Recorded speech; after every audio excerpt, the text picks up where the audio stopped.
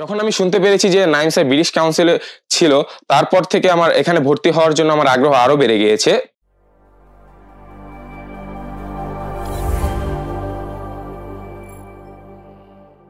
আসসালামু আলাইকুম, আমি তাসাউফ আহমেদ সাকিন। আমি মিরপুর থেকে এসেছি। বর্তমানে আমি ড্যাফোডিল ইন্টারন্যাশনাল ইউনিভার্সিটিতে অধ্যয়নরত রয়েছি। আমার দীর্ঘদিন যাবৎ ইংলিশে দুর্বলতা ছিল। আমি এমন একটি প্রতিষ্ঠান খুঁজতেছিলাম যেখানে আমাকে খুব ভালোভাবে ইংলিশ শেখানো হবে। তো এক বড় ভাইয়ের মাধ্যমে আমি এই টেক পার্কের সন্ধান পাই। উনিও এখান থেকে স্পোকেন কোর্স শেষ করেছেন। তার কথা অনুযায়ী আমি খোঁজ খবর নেওয়ার পরে দেখলাম, পরিবেশ দেখলাম, তো আমার কাছে মনে হয়েছে যে এটা আমার জন্য, ইংলিশ শেখার জন্য খুবই ভালো হবে, এবং আমি এখানে ভর্তি হয়েছি। তো ভর্তি হওয়ার পরে আমার যে সমস্যাগুলো ছিল, বিশেষ করে গ্রামারে, আমি আগে গ্রামার বুঝতামই না, পারতামই না। এখানে আসার পর গ্রামার আমি শিখতে পেরেছি।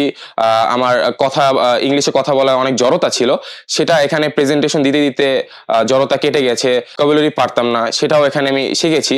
এখানে টিচাররা এত ধৈর্যশীল, তাদের ধৈর্য দেখে আমি অবাক হয়েছি যে তারা সকাল 10টা থেকে বিকেল 5টা পর্যন্ত তারা অনায়াসে সার্ভিস দিয়ে যাচ্ছে। সেটা আসলে খুবই প্রশংসা করার মতো। বিশেষ করে নাইম স্যারের কথা, তার বোঝানোর কৌশল, সেটা আসলেই মনোমুগ্ধকর। যখন আমি শুনতে পেরেছি যে নাইম স্যার ব্রিটিশ কাউন্সিলে ছিল, তারপর থেকে আমার এখানে ভর্তি হওয়ার জন্য আমার আগ্রহ আরো বেড়ে গিয়েছে।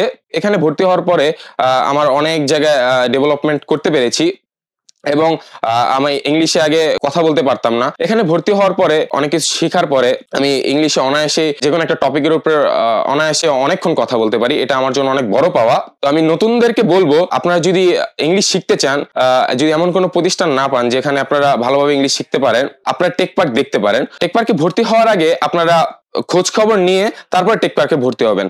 আর যদি কিছু বুঝতে না পারেন, তাহলে আপনারা টিচারদের সাহায্য নেবেন। এখানে টিচাররা বেশ ফ্রেন্ডলি, আপনাদের সকল সমস্যা তারা সমাধান করার চেষ্টা করে। আসসালামু আলাইকুম।